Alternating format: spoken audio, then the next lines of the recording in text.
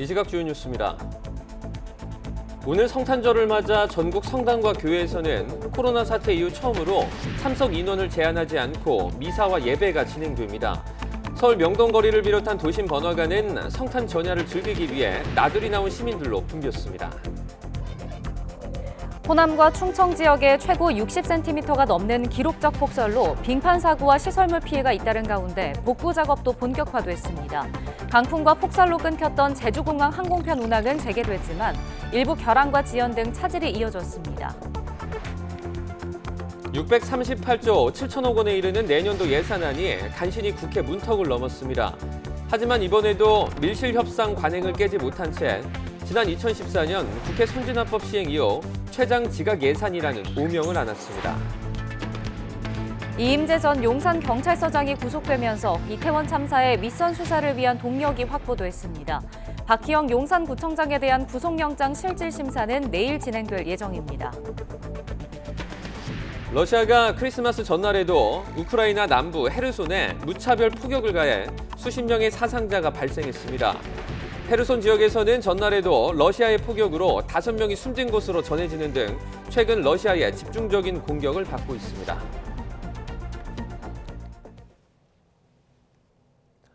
시청자 여러분 안녕하십니까? 12월 25일 일요일 굿모닝 YTN 2부 시작합니다.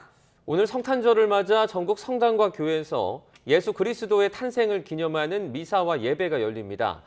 서울 중구 명동 대성당에서는 자정 미사에 이어서 정오에도 정순택 대주교가 메시지를 발표하는 성탄 대축일 미사가 열립니다. 휴가차 방한 중인 교황청 성직자부 장관 유흥식 추기경은 충남 아산시 공세리 성당에서 저녁 성탄 미사를 집전합니다. 전국 교회에서도 성탄 예배가 진행되는 가운데 한국기독교교회협의회는 예수님의 탄생은 화해와 해방의 기쁜 소식이라며 서로를 위로하고 연대하는 사랑의 삶을 살아가자고 호소했습니다. 사회적 거리 두기가 해제되고 처음 맞는 어제 성탄절 전야에는 도심 곳곳이 시민들로 붐볐습니다. 경찰과 지자체는 안전 펜스를 설치하는 등 혹시 모를 안전사고에 대비했습니다. 보도에 김태원 기자입니다.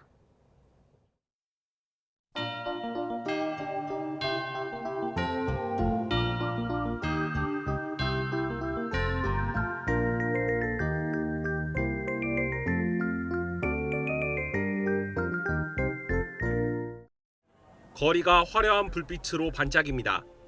전광판 속 화려한 성탄절 그림은 이목을 사로잡습니다.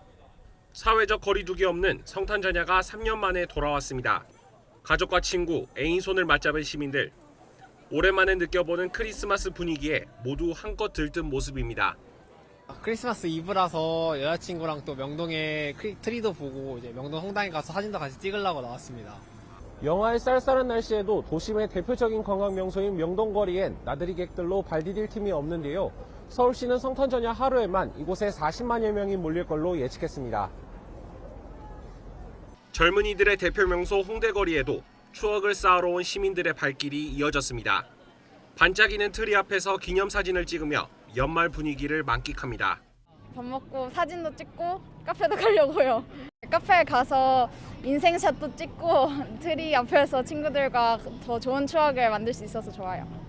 하지만 이태원 참사가 벌어진 지 2달도 채 되지 않은 시점인 만큼 안전사고 우려도 컸습니다. 경찰은 주요 명소 37곳에 경찰관 1000여 명을 투입하고 안전 펜스를 설치해 동선을 분리했습니다.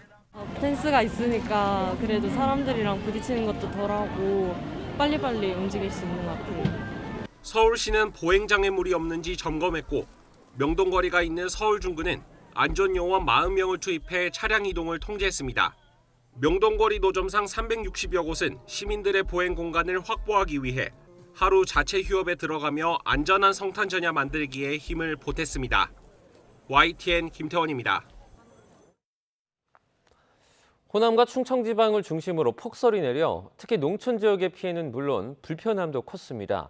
하늘에서 내려다본 설경과 피해 상황 그리고 제설 작업 모습을 김학무 기자가 전해드립니다. 사방천지가 온통 새하얀 눈으로 뒤덮인 농촌 마을. 오가는 사람이나 차량도 없어 적막해 보입니다. 길가에는 오도 가도 못하고 발이 묶인 차들만 눈을 뒤집어 쓰고 있습니다. 항구의 정박한 배에도 눈만 쌓였을 뿐 인적은 찾아볼 수 없습니다. 집 옥상에서 눈을 치우는 주민. 무릎까지 올라온 눈을 삽으로 퍼내지만 힘겨워 보이기만 합니다. 들판의 비닐하우스도 눈폭탄에 속수무책. 정성껏 설치했을 시설들이 눈무게를 못 이겨 주저앉았습니다. 인삼밭은 더 처참하게 무너져 벌써 농민들의 한숨이 들리는 듯합니다. 외곽으로 나가자 내장산의 설경이 한눈에 들어옵니다. 정상 부근의 나무에는 눈이 얼어붙어 장관을 이루고 설경을 감상하려는 사람들을 실어 나르는 케이블카도 바삐 오갑니다. 눈이 그친 곳에서는 제설 작업이 한창입니다. 삽을 들고 마을길을 치우거나 중장비가 나서 도로와 관공서에 눈을 치우지만 마음이 바쁜 탓에 더뎌 보이기만 합니다. YTN 김학무입니다. 전북 지역에서는 특히 비닐하우스나 건물 피해가 가장 컸습니다. 쌓인 눈의 무게를 견디지 못해 지붕이 주저앉게 된 건데요. 오점곤 기자가 취재했습니다. 동짓날 밤 집중적으로 폭설이 쏟아졌던 전라북도 순창. 눈의 무게를 이기지 못한 비닐하우스 지붕이 무너져 내렸습니다.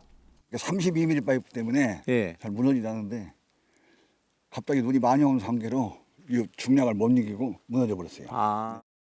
블루베리를 키우고 있었는데 가지가 꺾이면서 피해가 났습니다. 네, 이곳 순창 지역은 이번 폭설 때 가장 많은 눈이 내린 곳입니다. 공식적인 기록으로 63cm 이상 눈이 내렸다고 합니다. 얼마 떨어지지 않은 바로 옆마을에서도 피해가 났습니다. 블루베리 비닐하우스 2동 가운데 한 동의 지붕이 내려앉았는데 내년 수확을 앞둔 블루베리라 안타까움이 더 큽니다. 저녁에 엄청난 한 60cm 이상 눈이 와버렸어요. 그러니까 새벽에 나와 보니까 이렇게 완파가 되었어요.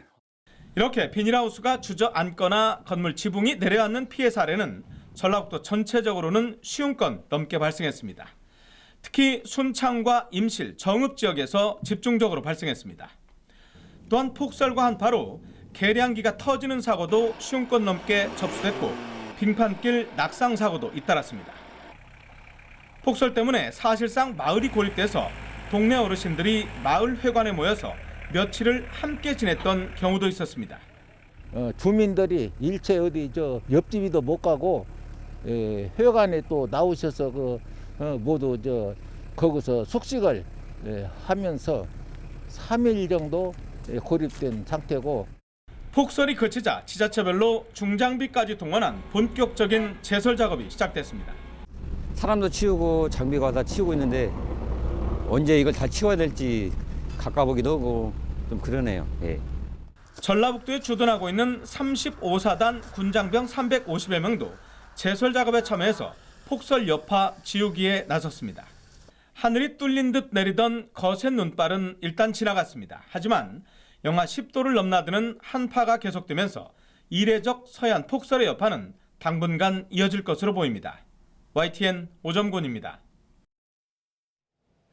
강풍과 폭설로 하늘길이 끊겼던 제주공항에서 항공편 운항이 재개됐습니다.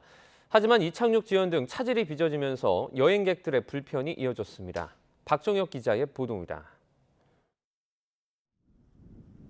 눈발이 잦아들면서 다시 열린 제주공항의 하늘길. 발이 묶였던 비행기들이 힘차게 활주로를 날아오릅니다. 제주공항에 내려있던 기상특보는 모두 해제가 된 상태입니다. 이 시간 이후부터는 비교적 항공기 운항에 큰 영향이 끼치지 않을 걸로 예상하고 있습니다. 공항 내부는 비행기를 타려는 사람들로 북적거립니다. 운항 재개만을 기다리며 발을 동동 구르던 승객들. 비행기가 다시 뜨면서 겨우 안도감을 찾습니다. 이틀 동안 숙소에만 계속 있어서 너무 힘들었는데 이제 나와서 날씨 너무 좋아져가지고 갈 수 있어서 너무 좀 좋은 것 같아요. 하지만 비행기표 구하기는 여전히 어렵습니다. 이틀 동안 700편이 넘게 항공기 결항이 이어지면서 발이 묶인 사람만 3만 명에 이르기 때문입니다. 대기 승객 명단에도 지난 22일부터 취소됐던 항공기 승객만 접수가 가능합니다. 여행을 온 한 부부는 부인만 비행기표를 구해 서울로 먼저 돌아가야 하는 상황입니다. 저는 구했는데 남편 건 아직 못 구해가지고 대기하고 있어요. 원래 어제 김포로 가서 출근해야 되는데 지금 출근을 못 해가지고 근무 변경한 상태예요. 항공기 운항은 재개됐지만 출발과 도착이 지연되는 사례는 종일 이어졌습니다. 정오를 기준으로 항공기 12편이 취소되기도 했습니다. 이런 가운데 공항공사는 제주공항의 결항편 승객 수송을 위해 김포공항 운영 시간을 자정까지 연장했습니다. YTN 박종혁입니다. 639조 원에 육박하는 내년도 예산안이 간신히 국회 문턱을 넘었지만 이번에도 밀실협상 관행을 깨지 못했습니다. 지난 2014년 국회 선진화법 시행 이후 최장 지각 예산이라는 오명까지 기록했습니다. 보도에 황윤태 기자입니다. 638조 7천억 원 규모의 내년도 나라 살림이 크리스마스 이브 새벽에야 국회를 통과했습니다. 해를 넘겨 헌정사 초유의 준예산 사태는 간신히 면했습니다. 국내외적으로 어려운 경제 위기에 재정이 적기에 투입돼서 위기를 극복하는 마중물이 될 수 있다는 데 대해서 합의안으로 처리할 수 있었던 것은 다행입니다. 그래서 그만큼 현재 그리고 특히 내년도의 경제 상황이 매우 좋지 않기 때문에 여야는 한 발씩 양보해 합의 처리한 걸 강조했지만 밀실 협상이란 비판까진 피하기 어렵습니다. 법인세 최고세율 인하와 행안부 경찰국 예산 등 핵심 쟁점을 놓고 평행선을 달리면서 지난달 말까지인 예결위 심사기한을 지키지 못했기 때문입니다. 그 뒤 협상은 여야 원내대표와 예결위 간사가 참여하는 이른바 소소위에서 이뤄졌는데 속기록도 없는 비공개 회의였습니다. 특히 올해는 여기서도 합의가 안 돼 639조 원에 달하는 예산안 협상이 여야 원내수장의 단판으로 매듭지어졌습니다. 이 자리에 계신 대다수 의원님들 모두 예산 심사 상황을 알 수가 없었습니다. 당연히 이런 잘못된 절차로 제대로 된 예산안 내용이 만들어질 리가 없습니다. 거대 양당의 첨예한 신경전이 좀처럼 돌파구를 찾지 못하면서 예산안 처리 시점은 차일피일 미뤄졌습니다. 급기야 지난 2014년 국회 선진화법 시행 이후 최장 지각 예산이라는 불명예까지 안게 됐습니다. 여야는 그 책임을 서로에게 떠넘기고 있는데 매번 말로만 민생을 강조하는 건 아닌지 자성이 필요하다는 지적이 나오고 있습니다. YTN 황윤태입니다. 감사원이 지난 문재인 정부에서 부동산과 소득, 고용 관련 핵심 경제 지표를 고의로 왜곡 조작했다는 의혹을 들여다보고 있습니다. 신구 권력 충돌이라는 시선도 있지만 지난 2018년부터 줄기차게 이어진 해묵은 논란이기도 한데요. 어떤 일이 있었던 건지 조은지 기자가 정리했습니다. 지난 2018년 2분기 가계소득 통계 상위 20% 소득을 하위 20%로 나눈 5분위 배율이 2008년 금융위기 이후 10년 만에 최악이라는 결과가 나왔습니다. 빈부 격차가 커졌다는 뜻입니다. 문재인 정부 소득 주도 성장 허구론에 불이 붙었고 공교롭게도 이 발표 사흘 뒤 황수경 통계청장이 취임 13개월 만에 교체됐습니다. 청와대는 통상인사였다고 했지만 이임식에서 눈물을 흘렸다는 황 전 청장은 통계가 정치적 도구가 되지 않도록 심혈을 기울였다. 내가 그렇게 말을 잘 들었던 편은 아니다라는 의미심장한 말을 남겼습니다. 조금이라도 개입한 흔적이 있다면 저희가 책임지겠습니다. 잡음 속에 앉은 강신욱 청장, 관련 조사 방식을 손질하면서 이후 저소득층 비율도 소득 격차도 줄었습니다. 2019년엔 비정규직이 748만 명으로 사상 최대라는 통계가 나왔는데 강 전 청장은 국제노동기구 권고로 기간제 기준을 강화했기 때문이라며 이례적으로 직접 브리핑에 나섰습니다. 금년도 부가조사와 전년도 결과를 증감으로 비교하는 것은 불가하며 집값 역시 논란이었습니다. 경제정의실천 시민연합은 문재인 정부 들어 서울 주택가격이 34%, 특히 아파트값은 52% 상승했다고 밝혔는데 국가통계와 괴리감이 워낙에 컸습니다. 감정원 통계로 11% 정도 올랐다고 알고 있습니다. 몇 퍼센트요? 11%라고 알고 있습니다. 부동산과 소득, 고용 등 민생경제의 핵심 지표가 나올 때마다 데자뷰처럼 왜곡 조작 의혹, 정치적 중립성 논란이 일었습니다. 그리고 윤석열 정부 출범과 동시에 감사원이 3분기 감사 개시를 예고하며 칼을 뽑았습니다. 첫 의혹 제기부터 4년이 지나서 통계 조작 의혹이 다시 불붙은 건데 국민의힘은 국정농단으로, 더불어민주당은 정치 보복으로 규정합니다. 조작된 통계 수치를 받아보고서 그게 한국 경제의 현실이라고 생각했습니까? 국정농단을 넘어서 국정 사기극에 가깝습니다. 통계 체계를 개선, 발전시키는 것은 국가기관이 마땅히 해야 할 책무입니다. 언론 플레이를 통해 여론을 조작해 전 정권을 모욕 주는 행위는 비겁하고 비열한 행위입니다. 대통령실 고위 관계자들은 YTN에 왜곡했다면 국민 삶을 분식회계한 거라고 비판했습니다. 국가통계는 나라의 기둥뿌리, 인프라로 기준과 잣대의 연속성이 필요하다면서 정권의 정책과 메시지를 위해 바꿨는지 명백히 짚어야 한다고 강조했습니다. 감사원은 당시 통계가 고의로 왜곡됐는지, 그 과정에 청와대에 압박이 있었는지 윗선까지 겨냥하는 분위기입니다. 서해 공무원 피격과 강제북송 사건에 이어 문재인 정권과의 전장이 하나 더 추가되면서 신구 권력 간 갈등의 골은 더 깊어지고 있습니다. YTN 조은지입니다. 대장동 의혹의 핵심 인물인 김만배 씨가 극단적 선택을 시도했다가 입원하면서 한창 진행되던 대장동 재판도 중단됐습니다. 검찰도 잠시 숨을 고르며 대장동 자금의 흐름을 추적하는 데 집중하고 있습니다. 보도에 홍민기 기자입니다. 화천대유 대주주 김만배 씨와 유동규 전 성남도시개발공사 기획본부장, 남욱 변호사 등에 대한 배임 혐의 재판은 지난 16일부터 중단됐습니다. 김 씨가 지난 14일 새벽 자택 근처에 주차한 자신의 차량에서 극단적 선택을 시도한 뒤 곧바로 병원에 입원했기 때문입니다. 시도를 해가지고 바로 신고됐던 것 같지는 않아요. 변호사의 진술에 의하면. 그 전에 있었던 일을 상처가 있으니까 신고한 것까지는 맞아요. 폐와 목 부분을 다친 김 씨는 한때 중환자실에서 치료를 받았지만 현재는 일반 병실로 옮겨진 것으로 전해졌습니다. 석방된 유 전 본부장과 남 변호사가 재판에서 이재명 더불어민주당 대표의 연루 의혹을 잇따라 폭로하는 것과 달리 김 씨는 여전히 대장동 비리 최고 윗선은 자신이라는 취지로 의혹을 부인하고 있습니다.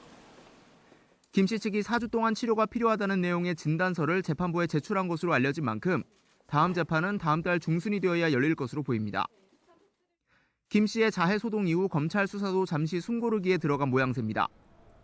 검찰은 김용 전 민주연구원 부원장, 정진상 전 민주당 정무조정실장 등 이 대표의 측근에게 전달된 정치자금을 비롯한 대장동 의혹 전반의 자금 흐름을 들여다보고 있습니다. 특히 현재는 김 씨의 대장동 수익을 숨겨준 혐의로 구속된 화천대유 공동대표 이한성 씨와 이사 최우양 씨에 대한 수사에 집중하고 있습니다. 이들은 지난해 10월부터 올해 7월 사이 김 씨의 지시를 받아 대장동 범죄 수익 260억 원가량을 수표로 뽑아 보관하거나 삼양부동산을 매수하는 방식 등으로 은닉한 혐의를 받습니다. 이 가운데 이 씨는 지난 21일 구속 정당성을 다시 따져달라며 구속적부심을 청구했는데 법원은 이를 기각했습니다. 검찰 관계자는 두 사람을 구속한 뒤 자금 추적 등 수사에 상당히 진전을 이뤘다며 김 씨도 건강 상태를 파악한 뒤 적절한 시점에 조사하겠다고 말했습니다. 세민 무렵 다소 잠잠해진 대장동 의혹 수사와 재판. 해가 바뀐 뒤 수많은 의혹을 낱낱이 푸는 것을 목표로 다시 고삐를 잴 것으로 보입니다. YTN 홍민기입니다. 이태원 참사와 관련해 여야 정치인들의 부적절한 언행이 연일 도마 위에 오르고 있습니다. 희생자 유족의 슬픔을 달래고 진상규명과 재발 방지에 앞장서야 할 정치권이 오히려 논란의 중심이 되면서 눈살을 찌푸리게 한다는 지적이 나옵니다. 조성호 기자의 보도입니다. 도심 한복판에서 159명 생명을 잃은 끔찍한 참사가 불러온 국민적 슬픔이 여전한 가운데 국민의힘 김상훈 비대위원은 유가족들과 연대하는 시민단체들을 이런 표현을 써가며 비판했습니다. 이태원 참사가 자칫 참사 영업상의 새로운 무대가 되는 건 아닌지 참으로 어렵습니다. 이들이 유가족과 정부 사이에 서서 벽을 치고 희생자들과 유가족을 비난했던 창원시 의원 발언부터 망언 논란이 잇따르자 여당 지도부를 만난 유족들은 입단속해달라 눈물로 호소했습니다. 제발 의원님, 대표님, 다른 의원님들 주둥이 다 좀 지켜주십시오. 그게 입입니까? 주둥이지? 시민 분향소를 찾았다가 사과 요구를 받자 멋쩍은 듯 발길을 돌린 한덕수 국무총리 발언도 유족의 분노를 샀습니다. 국민 고통에 정부 여당이 공감하지 못한다며 야당 대표가 나서 비판에 가세했지만 국민의 고통과 생명 안전에 대한 국가의 책임 그리고 국민의 피눈물 여기에 공감하지 못하는 정권이면 이건 폐륜 정권입니다. 야당이라고 논란에서 벗어나지 못했습니다. 참사 당일 의사로서 현장을 찾았다며 SNS에 사진을 올려 홍보했던 신현영 의원이 자신이 근무했던 명지병원 재난의료지원팀 닥터카에 남편과 함께 탑승한 게 드러난 겁니다. 경로를 우회해서 자신을 태워가느라 현장 출동이 지연됐다는 갑질 의혹에 해명도 해봤지만 같이 상황을 점검하고 현장에 투입되는 게 가장 우리 현장 수습에는 도움이 된다고 판단을 했습니다. 현장에 머문 건 겨우 15분가량.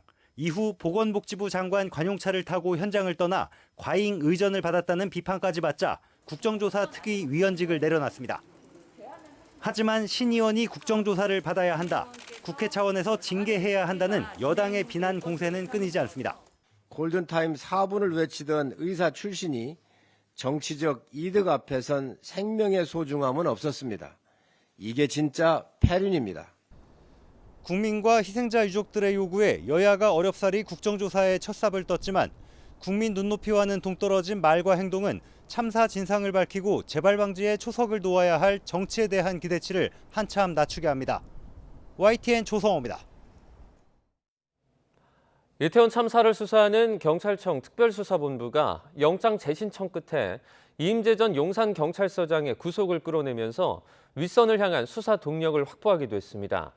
하지만 내일로 예정된 박희영 용산구청장의 구속영장 실질심사와 소방에 대한 신병 확보 같은 과제도 남아 있습니다.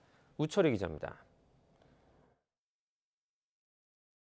경찰서장으로서 죄송하고 또 죄송스러운 마음입니다. 영장 심사도 최대한 사실대로 순수하게 임하겠습니다. 1차 구속영장 기각 뒤 18일 만에 다시 구속갈림길에 선 이임재 전 용산경찰서장과 전 112 상황실장은 이번엔 구속을 피하지 못했습니다.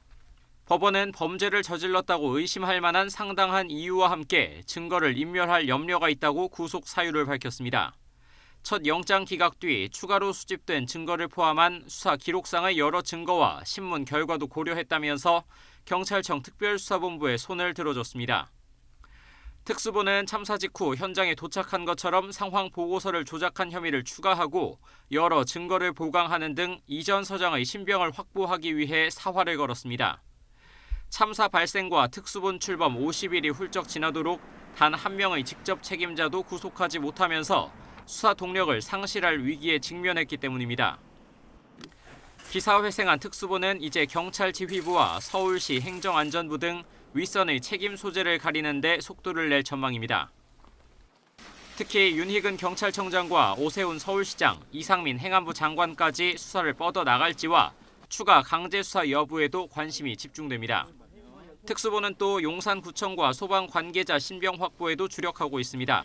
당장 내일 박희영 용산구청장과 용산구 안전재난과장이 구속 갈림길에 섭니다. 특수본 관계자는 박희영 구청장은 참사 전후로 아무것도 하지 않아 책임이 누구보다 크지만 혐의를 부인하고 증거 인멸까지 시도했다면서 구속 가능성을 높게 보고 있습니다. 특수본은 또 참사 이후 40분 동안 구조활동 지휘에 손을 놔 대응이 매우 부적절했다고 결론 내린 최성범 용산소방서장에 대해서도 이르면 이번 주 구속영장을 신청할 전망입니다. 용산구청과 소방에 대한 신병 처리가 마무리되면 특수부는 참사 원인을 비롯한 중간 수사 결과 발표도 검토할 계획입니다. YTN 우철입니다. 미국을 중심으로 전 세계가 기준금리를 급격하게 높이면서 물가 상승률은 조금씩 잦아드는 분위기입니다. 문제는 부작용인데 수출 비중이 큰 우리나라엔 경기 부진이 길게 이어지는 L자형 침체가 찾아올 가능성이 크다는 우려가 제기됩니다. 조태현 기자의 보도입니다. 코로나19 극복을 위해 저금리 기조를 유지하던 한국은행. 지난해 8월엔 기준금리를 0.25%포인트 인상하며 통화정책 정상화를 알렸습니다. 그리고 1년 3개월 기준금리는 연 0.5%에서 3.25%로 치솟았습니다.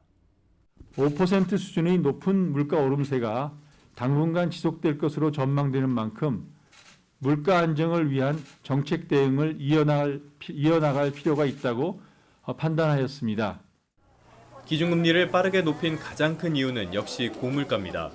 여기에 미국의 과속도 영향을 미쳤습니다. 미국 연방준비제도가 올해에만 기준금리를 무려 4.25%포인트나 끌어올리면서 원달러 환율이 치솟는 등 외환 시장이 불안해지자 맞대응에 나선 셈입니다. 문제는 만만치 않은 부작용이 현실화하고 있다는 점입니다. 기준금리 급등으로 세계 경제가 확연한 둔화세를 보이면서 무역수지 적자가 8개월째 이어지는 등 우리 경제의 대들보인 수출은 이미 큰 타격을 받았습니다. 올해 상반기 국내 경제를 떠받쳤던 내수마저 최근엔 둔화하는 모습이 역력합니다.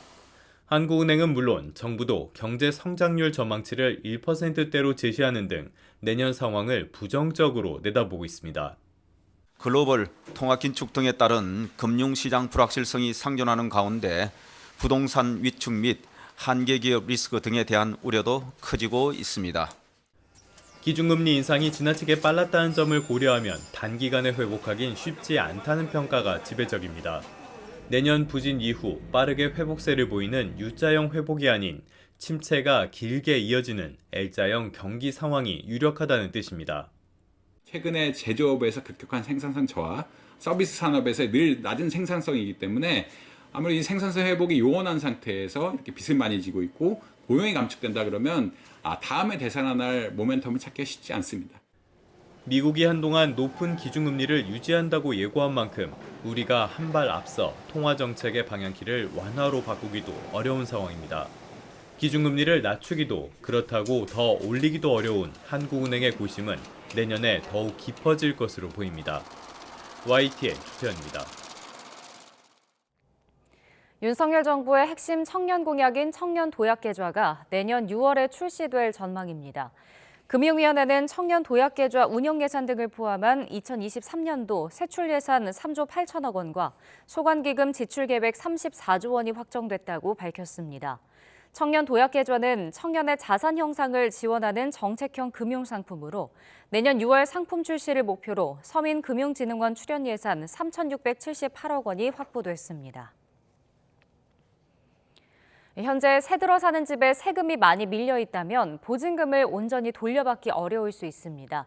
앞으로는 집주인의 동의 없이도 계약 시작 전까지 미납된 세금이 있는지 자유롭게 조회할 수 있습니다.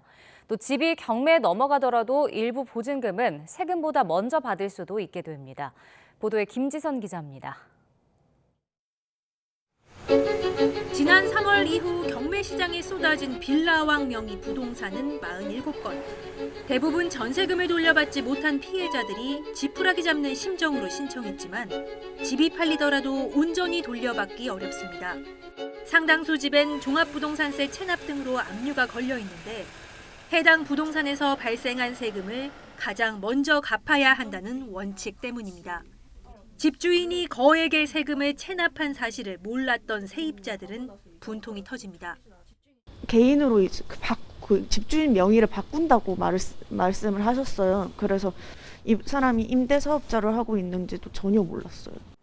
앞으로는 세입자가 일정 보증금 이상의 임대차 계약을 체결할 때 임대인이 안 낸 세금이 얼마인지를 자유롭게 조회할 수 있습니다. 그동안 임대인의 동의를 받아야 하고 그것도 계약 전까지만 열람할 수 있었는데 계약 개시일 전까지 전국 세무서에서 임대인 동의가 없이도 꼼꼼히 살펴볼 수 있도록 한 겁니다. 만약 세입자가 몰랐던 문제를 발견할 경우 위약금 없이 계약을 취소할 수 있도록 하는 방안도 검토 중입니다.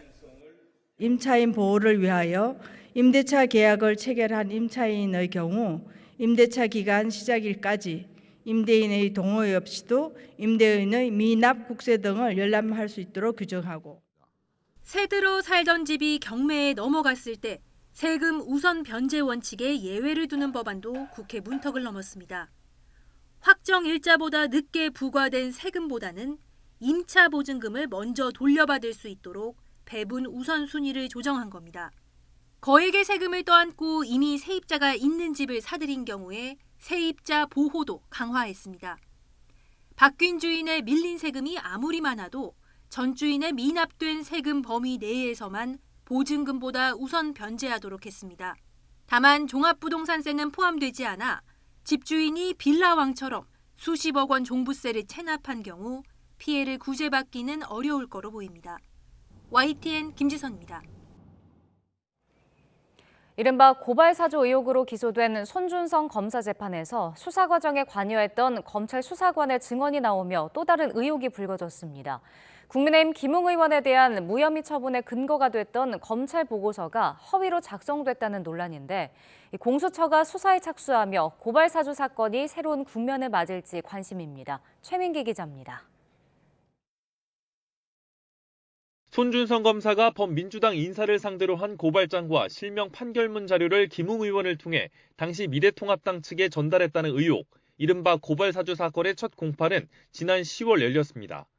공무관계로 의심됐던 김웅 의원이 지난 9월 무혐의 처분을 받으면서 세간의 관심에서 잠시 멀어졌던 이 사건은 무혐의의 근거가 됐던 검찰 보고서가 허위라는 논란이 불거지며 다시 수면 위로 떠올랐습니다. 앞서 검찰은 이 사건을 2차례 수사했습니다. 첫 수사는 지난해 9월로 당시 초기 수사팀은 현직 검사의 관여 정황이 인정된다며 사건을 공수처에 이첩했습니다. 고발사주라는 것은 제가 보기에는 실체가 전혀 없는 겁니다. 그래서 그 부분은 고발장은 누구한테 받으신 거예요? 제보자와 그리고 그 경위에 대해서는 제가 정확하게 기억을 하지 못합니다. 수사에 나선 공수처는 고발사주 의혹이 사실상 실체가 있다고 보고 지난 5월 손 검사를 재판에 넘겼습니다. 공수처법상 기소 대상이 아닌 김 의원 역시 손 검사의 공범으로 적시해 기소해달라는 의견을 달아 다시 검찰에 넘겼습니다. 그러나 그 사이 수사팀이 개편된 검찰은 김 의원에 대해 무혐의 결정을 내렸습니다. 검찰은 손 검사를 거쳐 미래통합당까지 전달될 수 있는 4가지 경우의 수가 담긴 보고서를 근거로 제3자 개입 가능성을 배제하기 어렵다는 이유를 들었습니다. 손 검사가 최초 전달자가 아닐 수도 있고 최초 전달자라 해도 그 파일 작성자를 의미하는 건 아니라는 담당 포렌식 전문 수사관의 의견도 근거가 됐습니다. 그런데 지난 5일 당사자인 수사관이 재판에 나와 일부 내용은 자신이 낸 의견이 아니라고 밝히면서 보고서 허위 논란이 불거졌습니다. 이어진 지난 19일 재판에선 손준성 보냄이란 텔레그램 메시지는 손 검사에서 김 의원으로 다시 제보자인 조성은 씨 순서로 전달됐다고 잠정 결론 내린 초기 수사팀 보고서도 공개됐습니다. 이에 민주당은 검찰이 짜맞추기식 수사를 했다며 무혐의 처분에 관여된 담당 부장검사를 공수처에 고발했습니다. 명백한 증거에도 눈을 감고 귀를 쓰고 덮어주는 검찰 수사의 민낯이 적나라하게 드러나고 있습니다. 검찰은 수사관 면담 내용에 기반해 보고서를 작성하기에 맞다고 반박했지만 공수처가 사건을 배당하고 수사에 착수하면서 고발사주 사건이 새로운 국면을 맞을지 주목됩니다. YTN 최민기입니다. 정부는 출산율을 끌어올리기 위해 육아휴직 기간을 1년에서 1년 6개월로 늘리기로 했습니다. 하지만 실상엔 대기업에 다니는 부모가 아니면 이런 혜택을 보기 어렵다는 지적이 나옵니다. 이영원 기자입니다. 지난해 출산율은 0.81명으로 역대 최저치, 게다가 올해 전망은 더 어둡습니다. 지난 2018년 처음으로 1명 아래로 떨어진 뒤 계속 줄고 있는 겁니다. 거침없는 추락 행렬에 맞서 정부가 내놓은 대책은 육아휴직 확대입니다. 현재 1년으로 정해진 육아휴직 기간을 1년 6개월로 늘리고 사용기한도 아이가 만 8살이 되는 해에서 9살이나 10살까지 늘리는 방안을 검토하고 있습니다. 근로시간 단축제도 활용이 가능한 자녀 연령을 상향하는 등 육아부담 경감을 통한 경력 단절 방지 노력을 아이 키우는 집이라면 반길 만한 소식이지만 문제는 혜택을 누릴 수 있는 대상이 제한적이라는 겁니다. 육아휴직 사용률은 해마다 꾸준히 늘고 있지만 대기업 편중은 여전합니다. 지난해 육아휴직자 10명 가운데 6, 7명은 대기업 직원이었습니다. 규모가 작은 회사에 다니는 경우 현행 1년짜리도 쓰기 힘든 게 현실입니다. 저도 마찬가지로 남편도 못 썼죠. 좀 눈치를 주는 그런 편이어가지고 아직까지는 자체 인력을 쓰기에도 그런 여유가 있는 회사는 아니어가지고 그런 말씀드리기는 조금 어려웠죠. 눈치 보지 않고 휴직할 수 있도록 관리 감독을 강화해야 한다는 지적이 나오는 이유입니다. 1년짜리도 공무원이나 대기업 다닌 사람 아니면 못 쓰고 있는 그림의 떡인데 과태료도 확실히 부과하고 조사도 하고 이래야 되는데 그런 처리 자체가 잘 안 되고 있어서 뭐 기간만 늘린다고 해서 되겠냐. 정부는 육아휴직을 못 쓰게 하거나 휴직자에게 불이익을 주는 행위를 신고하고 구제받을 수 있는 절차 등이 담긴 업무 매뉴얼을 마련하기로 했습니다. YTN 이영훈입니다. 서울대와 연세대, 고려대 등 최상위권 대학의 수시 합격생 3명 가운데 1명이 등록을 포기한 것으로 나타났습니다. 자연계에서 포기 학생이 더 많았는데 정부의 인재 육성 정책의 핵심인 반도체 학과는 등록 포기자가 오히려 더 많았습니다. 왜 그런지 김연아 기자가 알아봤습니다. 서울대와 연세대, 고려대 수시 합격자 가운데 2,206명, 3분의 1 가까이가 등록을 포기했습니다. 연세대는 40%, 고려대는 무려 절반 가까이 등록을 포기했는데 인문계보다 자연계열 수시 합격생 가운데 등록하지 않은 학생이 더 많았습니다. 상대적으로 정시에 약한 인문계는 수시를 적극 활용했고 자연계는 상위권 학교보다 이른바 의학계열 학과를 선택한 겁니다. 학과별 모집 현황을 보면 서울대 의예과와 치대만 수시 합격자 전원이 등록했고 식품영양학과, 응용생물화학부, 간호학부, 생명과학부 등은 등록 포기가 30-40%에 달했습니다. 중복 합격을 됐을 경우에는 서울대학교 어떤 그 자연대 공대보다는 취업의 어떤 그 안정성이 있는 의학 계열로서는 지금 현재 많이 빠져나가고 있는 추세가 점점 더 강하게 나타나고 있다 이렇게 봐야 되죠. 정부가 인재 육성 정책의 핵심으로 꼽고 지원을 약속한 반도체 학부 상황은 더 심각합니다. 자료가 공개된 서울 주요 대학 반도체 학부를 보면 수시 합격생의 무려 70% 가까이가 등록을 포기했는데 최상위 학교 자연계열도 취업이 100% 보장되는 정책적 지원학과도 결국은 의대에 밀렸다는 분석이 나옵니다. 계약학과라고 해도 신설학과가 명확하게 이제 어떤 식으로 진행될지에 대한 모르는 불안감도 좀 있을 것 같다는 생각이 하나 들고요. 또 하나는 취직이 보장되기는 하지만 좀 얽매인다는 느낌이 좀 있었을 수도 있을 것 같습니다. 수시에서 확인된 학과 선호 현상은 정시에서도 이어질 전망입니다. 의대 일변도의 지원 경향을 해소하고 이공계와 통합형 인재를 육성하기 위해서는 수험생과 학부모들이 믿을 수 있는 장기적이고 일관된 정책이 필요하다는 지적입니다. YTN 김연아입니다. 지난해 우리 국민이 가장 많이 받은 수술은 백내장 수술로 50만 명에 달했습니다. 대표적인 노인성 눈질환이지만 젊은 층에서도 발생할 수 있고 특히 겨울철에는 증상이 악화할 수 있어 주의해야 합니다. 신윤정 기자입니다. 서경주 씨는 7, 8년 전부터 사물이 뿌옇게 보이거나 시야가 흐려지는 증상을 겪었습니다. 눈의 수정체가 혼탁해지는 백내장인데 후유증이 걱정돼 치료를 미뤄오다가 불편함이 커지면서 최근 수술을 받았습니다. 쭉 책을 보면 이게 좀 흐려. 그러니까 글씨가 또렷하게 보이지 않고 골프 같은 걸 하면 볼이 날아간 게 전혀 안 보여요. 노화가 주요 원인인 백내장은 60대 이상에서 흔하게 발생하는 질환으로 인공 수정체를 삽입하는 수술이 근본 치료법입니다. 2021년 한 해 백내장 수술을 받은 환자는 49만 7천 명으로 전체 수술 가운데 1위를 차지했습니다. 2위인 일반 척추 수술보다 2배 이상 많고 최근 5년간 매년 9% 넘게 수술 건수도 늘고 있습니다. 그러나 수술이 무섭다고 미루거나 노화 현상이라고 대수롭지 않게 넘겼다간 합병증이 생기거나 실명으로 이어질 수 있습니다. 연세 많으신 분들은 그냥 잘 안 보고 침침해지시는 게 다 나이 들어서 그런 거다 생각하셔서 병원에 안 가시고 백내장 때문인 경우에는 수술로 얼마든지 정상처럼 회복을 할 수가 있기 때문에 그렇게 진단받고 치료받으시는 게 필요할 거라고 생각합니다.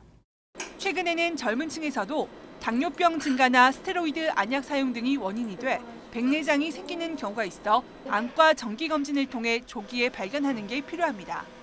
또 겨울철에는 눈이 건조해지고 수정체가 쉽게 딱딱해질 수 있어 백내장 등 눈 질환이 악화할 수 있는 만큼 주의해야 한다고 전문가들은 조언합니다. YTN 신윤정입니다. 이번 달부터 제주와 세종 지역에서 일회용 컵 보증금제가 시범적으로 진행되고 있습니다. 시행 초기 혼선이 빚어지기도 했지만 필요한 제도라는 공감대가 커지고 있는데요. 다만 시민의식 향상과 제도 정착을 위한 세심한 장치들이 필요해 보입니다. 보도에 KCTV 제주방송 김지우 기자입니다. 일회용 컵 보증금제에 참여하고 있는 제주 시내 한 카페입니다. 컵을 반납할 때 필요한 바코드 스티커를 붙이는 작업이 한창입니다. 다소 번거롭기는 하지만 환경을 위한 정책인 만큼 적극 동참하고 있습니다. 환경적인 문제가 굉장히 좀 이슈가 되고 있는데 그래서 좀 환경이 좀 좋아졌으면 하는 바람으로 참여하게 됐습니다. 다들 조금 낯설어하고 약간 거부 반응도 있었는데 지금은 다들 좀 적응하고 계신 것 같습니다. 직접 커피를 주문해봤습니다. 테이크아웃 서비스를 요청하자 자동으로 보증금 300원이 추가됩니다. 주문한 커피가 담긴 일회용 컵에는 바코드가 부착돼 있습니다. 앞서 방문한 카페에서 구매한 커피인데요. 오전 내내 들고 다니면서 다 마셨지만 구매한 카페가 멀리 떨어져 있어 근처 카페에 반납해 보도록 하겠습니다.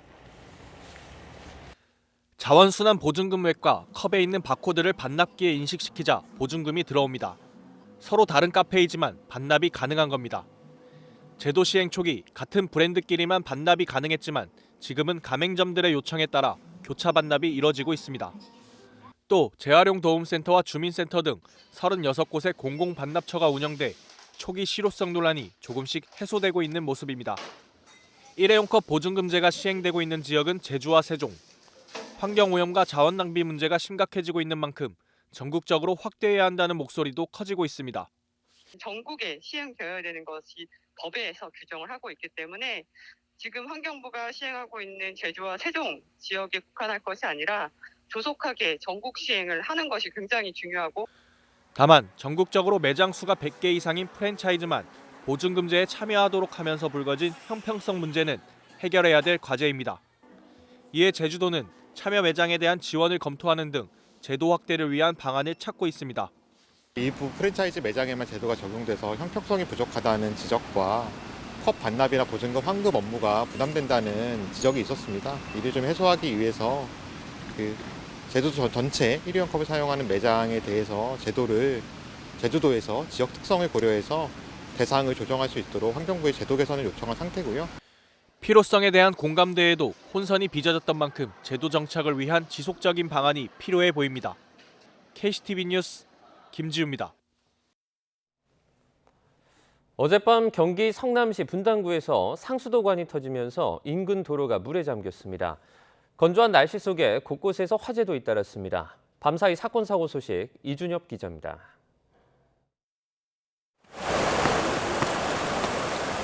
도로에 물이 콸콸 쏟아집니다. 한국수자원공사가 관리하는 광역 상수도관이 파열되면서 인근 도로는 이렇게 물바다가 됐습니다. 영하로 떨어진 날씨 속에 일부 도로는 얼음판이 됐고 공무원들은 긴급하게 염화칼슘 살포에 나섰습니다. 일반 세대의 단수 피해는 없었지만 왕복 6차선 도로가 대부분 잠기면서 주민들이 통행에 불편을 겪어야 했습니다. 수자원공사는 복구 작업을 마치는 대로 정확한 원인을 조사할 예정입니다. 부탄가스 깡통이 바닥에 나뒹 겁니다. 어제 오후 6시 40분쯤 경북 예천군 보문면에 있는 가정집 마당에서 조리용 부탄가스가 폭발했습니다. 텐트 안에서 식사하던 50대 2명 등 4명이 화상을 입어서 병원으로 이송됐습니다. 소방당국은 조리용 부탄가스 통을 등유 난로 위에 올려놨다는 진술을 토대로 폭발 원인을 조사하고 있습니다. 어젯밤 9시 50분쯤 부산 안락동에 있는 6층짜리 다세대 주택 5층에서 불이 났습니다. 불은 20분 만에 꺼졌지만 60대 아버지와 40대 아들이 연기를 마셔 병원으로 이송됐습니다. 증인분으로 추정되고 그리고 이제 아버지와 아들 대피하신 분들도 계시고 그다음에 다 대피 유도도 하고 그렇게 했습니다. 어제 저녁 8시 50분쯤엔 서울 동자동에 있는 쪽방촌 거주시설에서 불이 나 60대 남성이 얼굴에 화상을 입었습니다. 경북 경산에선 상가 건물 외벽에 도시가스 배관이 손상돼 가스가 누출돼 인근 주민이 급히 대피했습니다. YTN 이준엽입니다. 미국의 인플레이션 감축법 시행 이후 북미 시장에서 한국산 전기차가 고전을 면치 못하고 있습니다. 내년엔 타격이 더 클 것으로 보이는데 올해 안에 마련될 시행령에 우리 입장을 반영하기 위해 정부와 업계는 총력을 다하고 있습니다. 보도에 박홍구 기자입니다. 현대차 그룹은 지난해 12월과 올해 1월 아이오닉 5와 EV6를 미국에 출시하며 전기차 시장의 강자로 떠올랐습니다. 현대기아차는 두 차종을 중심으로 미국에서 상반기에만 4만 대 가까이 전기차를 팔아 테슬라에 이어 2위에 올랐습니다. 하지만 7월부터 판매가 줄기 시작하더니 IRA 발효의 여파로 하반기 시장 점유율이 7, 8%대로 떨어졌습니다. 사람들이 계약을 취소할 수도 있고 이렇게 뭐 7,500불 이렇게 보조금을 준다고 그러는데 굳이 내가 현대기아차를 사야 되겠는가, 그런 것들 심리적인 여파 혹은 마케팅 전략상의 차질 이런 것들 때문에 IRA의 영향으로 내년 전망은 더 불투명해졌습니다. 누적 판매 20만 대까지만 보조금을 지급하던 조항이 폐지돼 GM과 포드, 테슬라 등도 보조금 혜택을 받을 수 있게 된 것입니다. 그게 풀리니까 모델이 다양화되거든요. 경쟁이 더 심화돼요. 그러면은 이제 그게 좀 더 지금보다는 현대기아차가 경쟁하기는 버겁죠. IRA 개정 요구가 사실상 무산되면서 우리 정부는 시행령에 우리 의견을 반영하는 데 힘을 모으고 있습니다. IRA에 적용을 받지 않는 상업용 전기차의 범위를 기존 버스와 트럭에서 렌터카와 리스, 공유차까지 확대해달라고 요구한 것입니다. 틈새라도 우리가 전기차를 한국산을 팔 수 있대 보조금을 받을 수 있을까를 고민한 결과가 쉽게 말하면 상업용 차의 범위를 확대 해석해달라고 요구하게 된 배경인 거죠. 하지만 IRA를 주도한 민주당 의원은 이 같은 요구에 반대 의사를 밝혔고 바이든 행정부는 올해 안에 구체적인 법 시행령을 발표할 계획입니다. 내년에 IRA가 본격 시행되면 미국 전기차 시장은 큰 폭의 성장세가 예상됩니다. 우리 기업이 미국 내 생산 기지를 갖추기 전 앞으로 1, 2년 동안 어떻게 경쟁력을 유지할 수 있을지 해법을 찾는 일이 시급한 과제가 되고 있습니다. YTN 박홍구입니다. 한때 1억 천금을 줄 것만 같았던 암호화폐 시장이 끝모르게 추락하고 있습니다. 타라 사태로 시작된 시장의 혼란은 세계 최대 암호화폐 거래소 바이낸스 경영진에 대한 기소 여부가 분수령이 될 전망입니다. 보도에 임수근 기자입니다. 세계 3대 암호화폐 거래소 FTX에 대해 파산 보호를 신청한 샘 뱅크먼 프리드. 영연방 바하마로 도피했던 그가 미국으로 송환된 가운데 뉴욕 검찰은 앞서 사기와 돈 세탁 등 8개 혐의로 뱅크먼 프리드를 기소했습니다. 그가 받을 수 있는 형량은 최대 115년. Bankman-Fried and his co-conspirators stole billions of dollars from FTX customers. He used that money for his personal benefit, including to make personal investments and to cover expenses and debts of his hedge fund, Alameda Research. 그런데 암호화폐 시장 혼란은 업계가 자초한 것이란 지적이 나오고 있습니다. 뉴욕타임스는 최근 보도에서 뱅크먼 프리드가 루나의 시세를 조종했는지 미 연방검찰이 수사 중이라고 전했습니다. 50조 원에 상당하는 암호화폐가 순식간에 사라지면서 도미노 시장 붕괴의 시발점이 된 테라 루나 사태가 뱅크먼 프리드의 공격 때문일 수 있다는 것입니다. 헤지펀드 3에로우 파산과 미국의 공격적인 금리 인상 속에서 반토막 이하로 추락한 암호화폐 시장.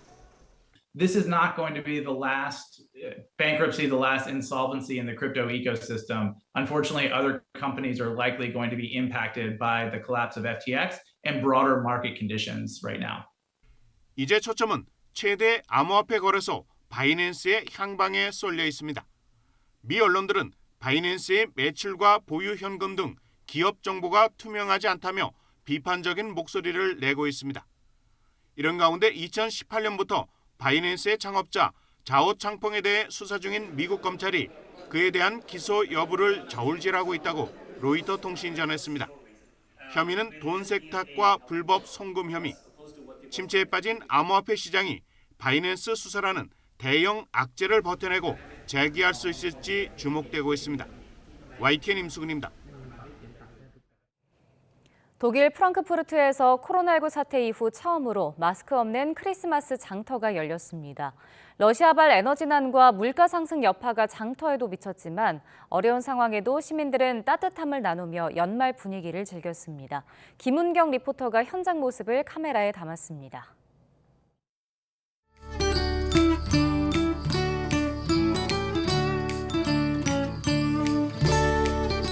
아름다운 크리스마스 장식과 함께 연말 분위기에 흠뻑 취한 사람들. 먹음직스러운 독일 전통 소시지를 즐기고 포도주에 시나몬과 과일 등을 함께 끓여낸 글리바인으로 추위를 달래봅니다. 코로나19 사태 이후 처음 노마스크로 맞이한 프랑크푸르트 크리스마스 장터 풍경입니다. 올해 프랑크푸르트 크리스마스 마켓은 3년 전 코로나19가 시작하기 전 수준에 미치지는 못하지만 여전히 많은 시민들과 방문객들로 성황을 이루었습니다. Ein bisschen spazieren gehen und ja, gucken alles schon, ja, für Weihnachten, alles schön. Atmosfera de Natale, bellissima.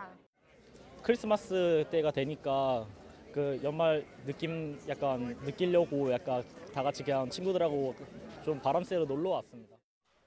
이렇게 비교적 활기를 되찾았지만 올해 크리스마스 장터 분위기는 예년과 사뭇 달라졌습니다. 여전한 코로나 재확산 우려로 노점상들은 간격을 둔 채 배치됐고 러시아발 에너지난과 물가 상승에 시민들은 지갑을 닫고 허리띠 졸라매기에 나섰습니다. Also leider wird alles zurzeit sehr viel teurer, weshalb man sehr auf sein Geld achten muss und für vieles nicht mehr das Geld hat. Und es ist eine sehr belastbare Zeit gerade, vor allem weil jetzt bald Weihnachten ist und das Geld in vielen Dingen einfach fehlt. Dieses Jahr haben sich auch die Kosten bei unserem Strom, bei dem Licht sehr erhöht. Deswegen machen wir auch immer später erst die Lichter an und machen halt nur das Nötigste auch an. Wir haben auch bei dem Personal viele Kosten eingespart. Ich betreibe das Geschäft hier mit meiner Mutter zusammen und dadurch sparen wir halt auch jede Menge allein an Personalkosten. 크리스마스 장터 주최 측인 프랑크푸르트시 역시 에너지 대란을 막기 위해 이번 장터만큼은 절약에 신경을 쓴다는 방침입니다. Wir haben weniger Lichter am Baum. Wir haben 2000 LEDs weniger am Baum als in den Vorjahren. Dann haben wir zum Beispiel die Toiletten nicht beheizt in diesem Jahr. Das heißt, Heizung in den Toiletten ist ausgestellt. Dadurch können wir sehr viel sparen. 주최 측은 한국 등 아시아 국가의 관광객이 줄어든 만큼 올해 크리스마스 장터 예상 방문객을 예년보다 약 100만 명 줄어든 200만여 명으로 추산했습니다. 어려운 여건 속에 이웃과 함께 소소하게 연말 분위기를 나눈 독일 시민들. 내년에는 더 많은 관광객으로 북적이는 활기찬 크리스마스 장터를 기원하고 있습니다.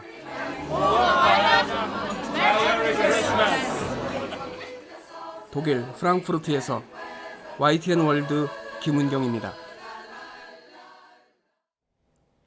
북한이 최근 5대 국방과업 가운데 하나인 정찰 위성을 최종 시험했다고 공개하면서 남은 과제 가운데 하나인 핵추진 잠수함 개발 수준에도 관심이 모이고 있습니다. 신준명 기자입니다. 북한은 지난 18일 쏘아올린 미사일이 군사 정찰 위성용이라고 주장하며 최종 단계의 중요 시험을 진행했다고 선전했습니다. 그러면서 내년 4월까지 정찰 위성 1호기 준비를 끝내겠다고 선언했습니다. 우주개발국은 2023년 4월까지 군사정찰위성 1호기 준비를 끝낼 것이라고 발표했습니다. 정찰위성은 극초음속 미사일 개발, 대륙간 탄도미사일 능력 제고 등과 함께 북한이 제시한 최우선 5대 국방과업으로 꼽히는데 이 가운데 핵추진 잠수함 관련 기술 시험이나 개발 과정만 아직까지 공개되지 않았습니다. 핵추진 잠수함은 길게는 6개월씩 수면 위로 떠오르지 않고 은밀하게 이동하며 잠수함 발사 탄도미사일을 기습적으로 발사할 수 있어 대표적인 비대칭 전력으로 꼽힙니다. 앞서 김정은 국무위원장이 새로운 핵잠수함 설계 연구가 끝나고 최종 심사 단계에 있다고 밝히면서 북한이 수년 내로 핵추진 잠수함 건조에 착수할 거란 관측이 제기되기도 했습니다. 북한은 잠수함용 소형 원자로 설계 능력을 갖추고 있는 것으로 전해집니다. 하지만 국제 제재로 첨단 부품 등을 구하지 못해 잠수함 건조 착수 시점이 지연되고 있는 것으로 분석됩니다. 러시아 기술자들을 초청해가지고 아마 기본 설계 정도는 했을 가능성이 많아요. 돈도 없고 그다음에 국제 제재로 인해서 그것이 원활하게 진도가 안 나가는 게 아닌가. 군 당국은 북한의 핵추진 잠수함 개발 관련 활동을 예의주시하고 있지만 현재까지 특이 동향은 발견되지 않았다고 설명했습니다. YTN 신준명입니다. 북한은 올해 성과를 돌아보며 경제, 국방 분야를 중심으로 기존의 정책을 이어가겠다고 밝혔습니다. 노동당 기관지 노동신문은 올해는 사상 최대의 국난을 타개하고 기적적인 승리를 쟁취해 북한의 전진 핵노에서 분수령을 이루는 해인 동시에 100년 미래를 담보한 장엄한 새 출발의 해라고 자평했습니다.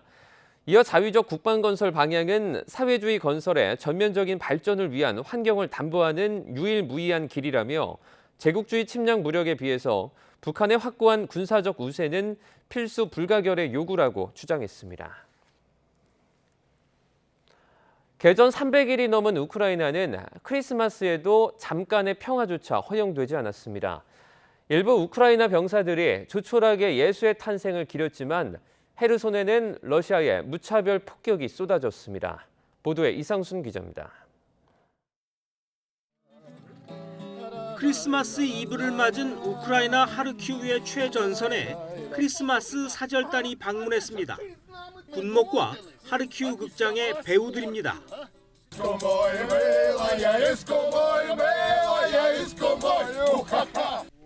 아기 예수의 탄생을 축복한 군목은 내년 크리스마스만은 평화롭기를 기도했습니다. щоб слідуюче, це якщо коротко, то щоб слідуюче Різдво ми зустрічали вже в мирній, незалежній, нормальній Україні, щоб нікого вже не ховали з наших хлопців. 또 다른 최전선 우크라이나 동부 바흐무트 진지에선 소박한 크리스마스 트리가 세워졌습니다. 포성이 끊이지 않지만 나름대로 트리를 장식하며 잠시나마 가족을 생각합니다. Якщо вам чутно, зараз тут стріляють, і наші хлопці відповідають, і по ним стріляють. Але все ж таки свято є свято, і воно повинно бути. 하지만 같은 날 우크라이나 남부 헤르손에는 러시아군이 무차별 포격을 퍼부었습니다. 행인들과 도로를 달리던 차량이 표적이었습니다. 이렇게 수십 명이 죽거나 다쳤습니다. 헤르손은 전날에도 74차례나 포격을 받아 5명이 숨지고 17명이 부상했습니다.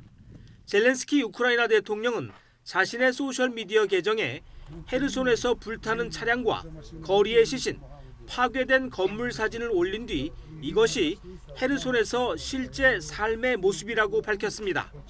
제1차 세계대전 때 영국과 프랑스, 독일 등의 최전선 군인들이 암묵적으로 잠시 전쟁을 멈췄던 크리스마스 휴전 같은 동화는 우크라이나에선 일어나지 않았습니다. YTN 이상순입니다. 프랑스 파리의 쿠르드족 문화센터 인근에서 발생한 총격 사건으로 시작된 인종차별 항의 시위가 이틀째 이어졌습니다. 현장에서 체포된 용의자는 자신이 인종차별주의자라고 밝힌 것으로 전해졌습니다. 이동원 기자입니다. 현지 시간 24일 프랑스 파리 레피블리크 광장에 현수막과 깃발을 든 시위대가 모였습니다. 전날 3명이 숨지고 3명이 다친 총격 사건의 진상규명을 요구하기 위해서입니다. 쿠르드족 문화센터와 인근 식당, 미용실에서 무차별 공격이 이루어졌고 인종차별주의에 대한 쿠르드족 지역사회의 취약성이 드러난 만큼 대책 마련을 촉구했습니다. Rien que le fait de s'attaquer au centre démocratique kurde, c'est un acte politique, une action politique, un assassinat politique. 경찰이 시위대 해산에 나서면서 양측의 충돌이 벌어졌습니다. 체류탄에 맞서 투석전이 벌어졌으며 길가에 주차된 차량들이 시위대에 의해 뒤집히고 불에 탔습니다. 사건이 발생한 파리 19의 청장은 시위대에 자제를 당부했습니다. Paris est votre ville. Le 10e est votre arrondissement. Vous êtes là chez vous. Et nous serons à vos côtés dans ces épreuves. Vive les Kurdes. Vive les Kurdes à Paris. 이런 가운데 용의자가 경찰 조사에서 자신이 인종차별주의자라는 점을 인정했다고 현지 언론이 보도했습니다.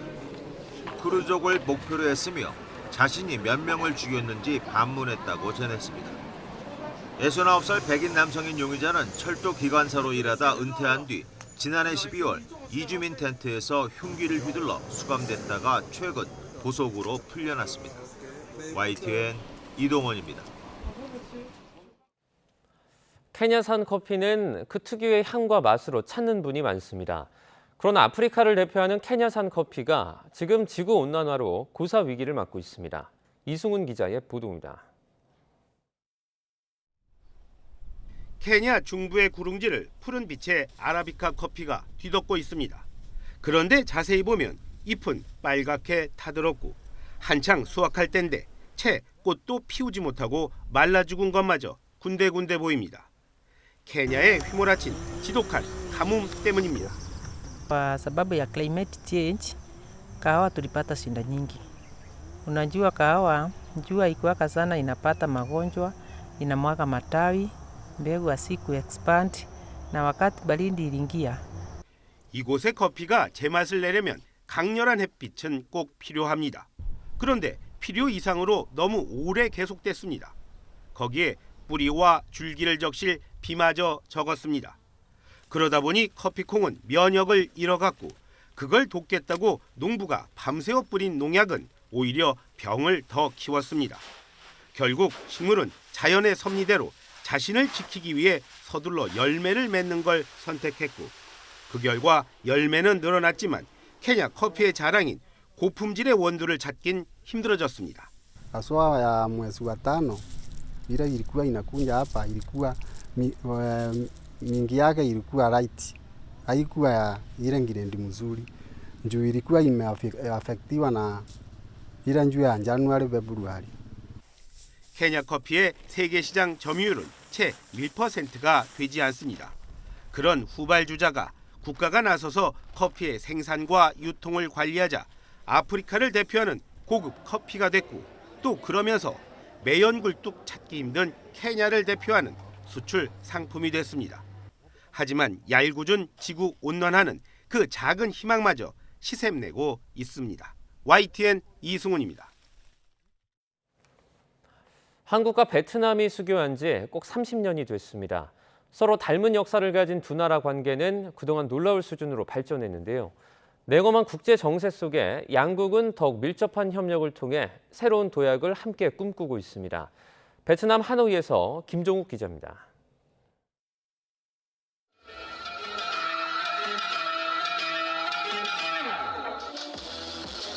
K-팝에 맞춰 화려한 춤과 연주가 펼쳐집니다.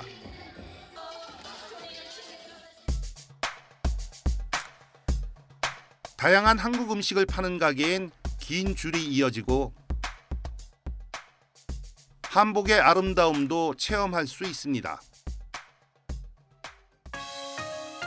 코리아타운으로 불리는 하노이 중심부 거리. 한국과 베트남 수교 30주년을 맞아 펼쳐진 축제에 밤늦게까지 많은 인파가 몰렸습니다. 한국과 베트남 두 나라의 관계는 수교 이후 30년 동안 그야말로 놀라운 수준으로 발전해 왔습니다. 1992년 12월 수교 이후 30년 만에 두 나라 간 수출입 규모는 160배 넘게 늘었고 내년엔 200배인 1,000억 달러가 예상됩니다. 한국 기업은 베트남의 우수한 노동력을 기반으로 안정적인 글로벌 서플라이 체인을 구축하고 베트남은 한국의 새로운 기술들을 이전받고 또 부품 산업을 발전시킬 수 있는 활발한 협력 교류 속에 한국에 체류하는 베트남인은 20만 명을 넘어 중국인 다음으로 많고 베트남 체류 한국인도 15만여 명에 이릅니다. 한국에 대한 관심이 커지면서 베트남의 한류 동호 회원은 전 세계에서 6번째로 많아졌습니다. Em nghĩ điều thu hút nhất đối với em thì chính là vũ đạo của các nhóm nhạc và thứ hai là ý nghĩa của các bài hát ạ. 한국 생활이 어때요? 한국어 공부는 재미있지만 주말에는 조금 싱싱해요. 한류를 탄 한국말 배우기 열풍에 베트남에서 한국어과를 운영하는 대학, 기관은 50여 개로 늘었고 일부 학교의 한국어과 입학 점수는 최상위권입니다. 우리 학교의 전공은 두 가지로 IT하고 경영. 그래서 IT하고 경영에 관련해서는 한국어로 배우는 것이 지금도 인기가 되는 그 과목이에요. 양국 관계가 더 발전하려면 풀어야 할 숙제도 적지 않습니다. 편견과 불평등 속에서 고통당하는 이 다문화 가족 여성들을 위해서 지원을 하되 좀 끊임없이 지속적으로. 비자 문제가 굉장히 어렵습니다. 그게 까다롭기 때문에 투자자를 초청을 할 때 굉장히 그 과정이 너무나 어렵거든요. 특히 베트남의 안보 전략 중요성 등을 놓고 미국과 중국, 일본의 외교전이 치열한 상황. 최근 한국과 베트남은 양국 관계를 최고 수준인 포괄적 전략적 동반자로 높였습니다. Năm 2022 sẽ là năm mà mở ra một cái trang mới cho quan hệ giữa hai nước với những thành tựu toàn diện và quan trọng hơn. 동아시아 지역, 동남아 지역에서의 새로운 한국의 외교 전략을 구현해 나가는 데 있어서도 베트남은 가장 중요한 전략적 파트너가 될 것입니다. 피식민 지배와 전쟁, 이후 비약적 발전이라는 서로 닮은 역사 경험을 가진 한국과 베트남은 이제 한 단계 더 높은 협력을 통해 함께 도약할 기회와 전환점을 맞고 있습니다. 베트남 하노이에서 YTN 월드 김종욱입니다.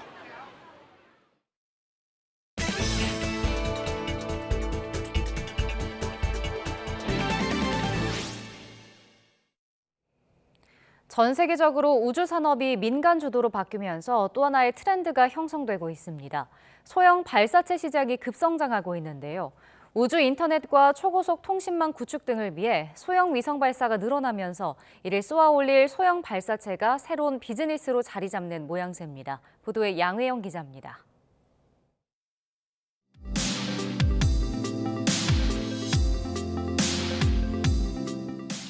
미국의 우주 스타트업 로켓랩이 개발한 우주 발사체 일렉트론이 우주로 올라갑니다.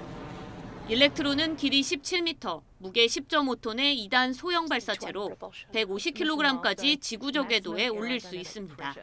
2006년 창업한 로켓랩은 기존 3만 개의 발사체 부품을 1,000개로 줄이고 엔진 등 주요 부품을 3D 프린터와 탄소 섬유로 만들어 제작 비용을 대폭 줄였습니다. To that end, since we became public, we've launched 9 times with 100% mission success. We've been to the moon, and we've also really stretched the legs of Electron and demonstrating its payload capability to a very, very large number. 우주 인터넷과 초고속 통신 등을 위한 소형 위성 발사가 늘어나고 있습니다. 2021년 발사된 위성의 94%인 1,743기가 소형 위성입니다.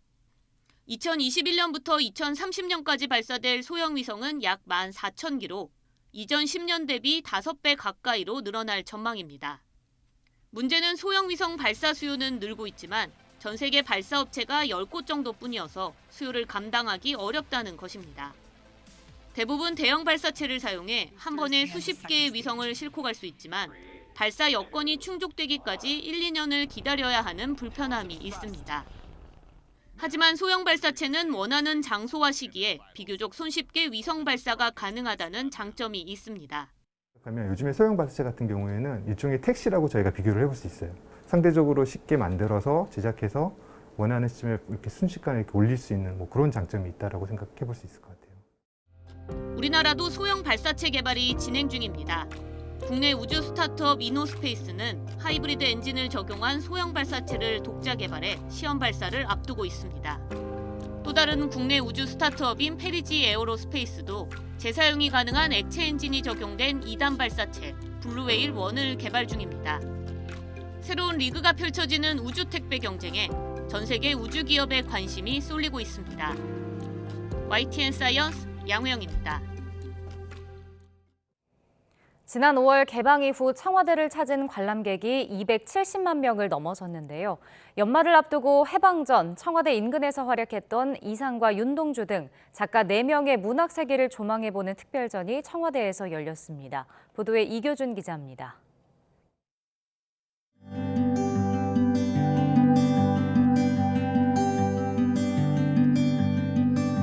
대통령 기자회견이 열렸던 청와대 춘추관. 청와대 인근에서 활동했던 작가 4명의 재치가 가득한 문학관으로 변신했습니다. 이곳에서 전시회가 열린 것은 지난 9월 장애예술인 특별전에 이어 2번째입니다. 개막식에서 젊은 시인은 일제의 강압 속에서도 작은 존재들을 헤아린 작가의 마음을 나눕니다. 별 하나의 추억과 별 하나의 사랑과 별 하나의 쓸쓸함과 별 하나의 동경과 별 하나의 시와 별 하나에 어머니. 이번 전시회에선 국립한국문학관이 소장해온 문학 자료들이 공개됐습니다.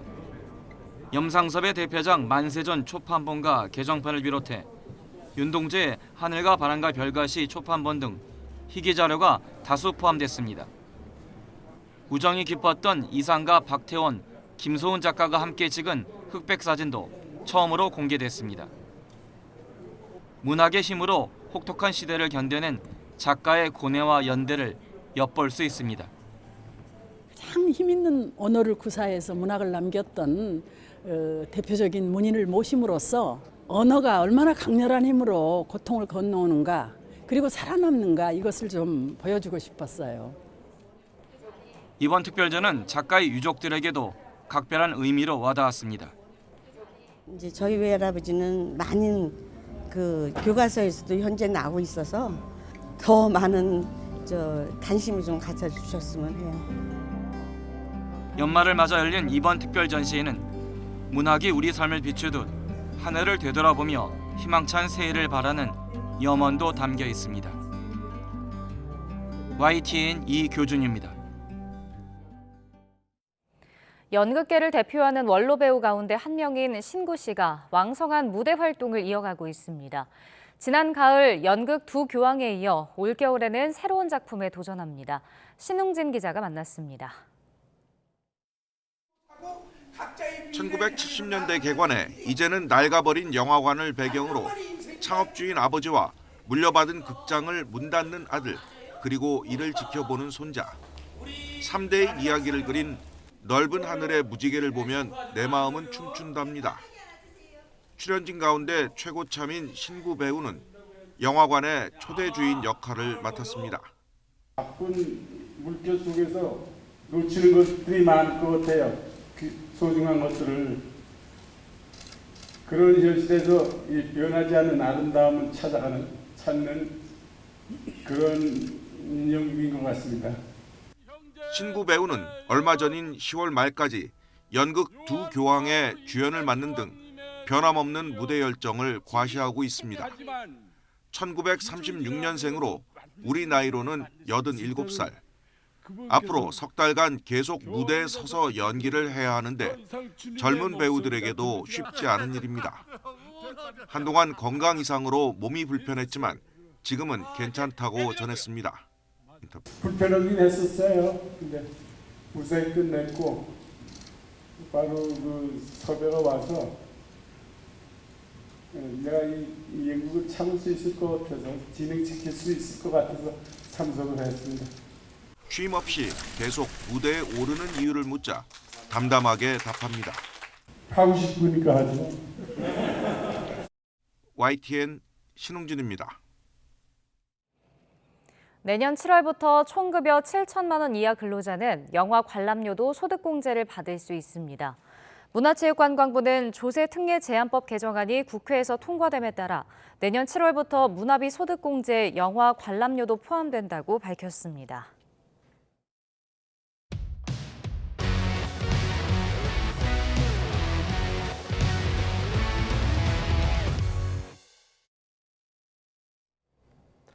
이 스타트업이 미래다. 이 시간에는 아이디어로 창업의 꿈을 이룬 새싹 기업을 소개합니다.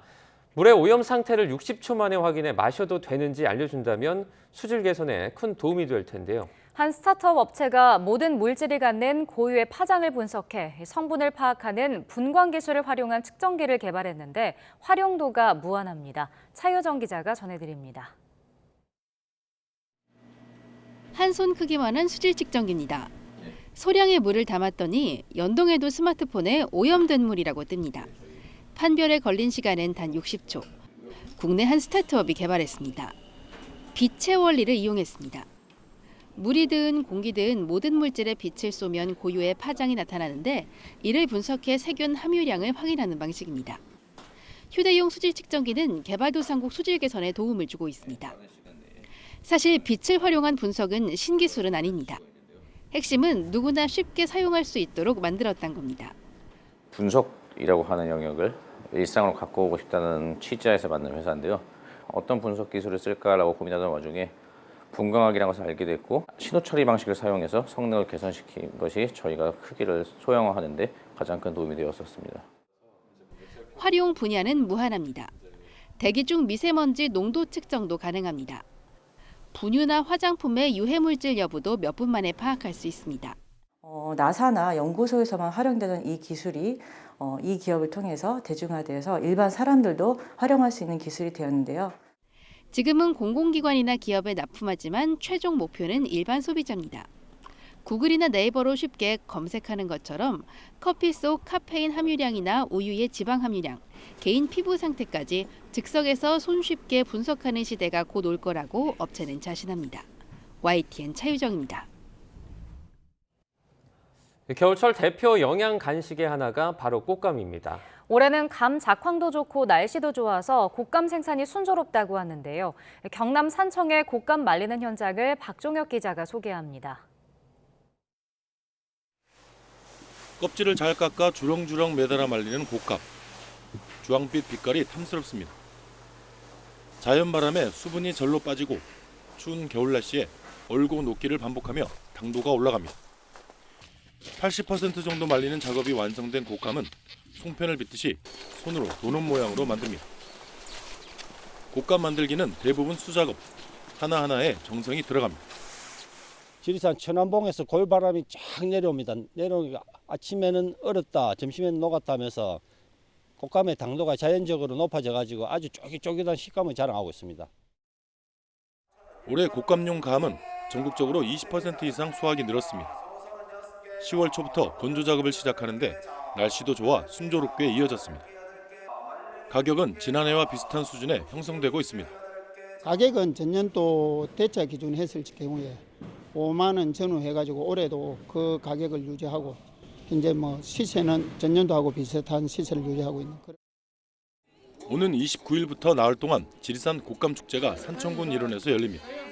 곶감 축제에 오시면은 다양한 곶감을 가지고 다양한 체험을 할 수 있는 그런 부분도 준비를 하고 있습니다.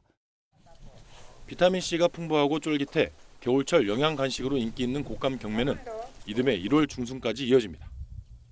YTN 박종혁입니다.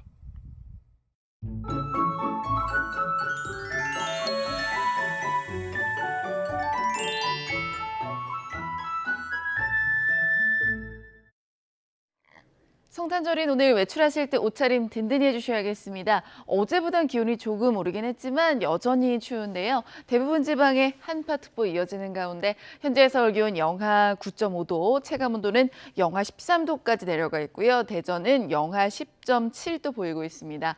한편 영동과 영남 동해안에 건조한 날씨가 이어지고 있으니까 산불 등 화재 유의해 주시길 바랍니다. 오늘 전국이 맑겠는데요. 서쪽 지역은 오전에 일시적으로 공기가 탁할 것으로 보입니다. 현재 기온 살펴보겠습니다. 춘천이 영하 11.9도, 부산은 영하 1.5도고요. 낮 기온 살펴보면 서울이 0도, 춘천과 청주가 1도, 광주 4도, 부산은 8도로 예상됩니다. 이번 주에도 강추위는 계속될 전망입니다. 날씨였습니다. 성탄절 아침 굿모닝 YTN 마칩니다. 잠시 후 YTN 뉴스와이드가 이어집니다. 시청해주신 여러분 고맙습니다.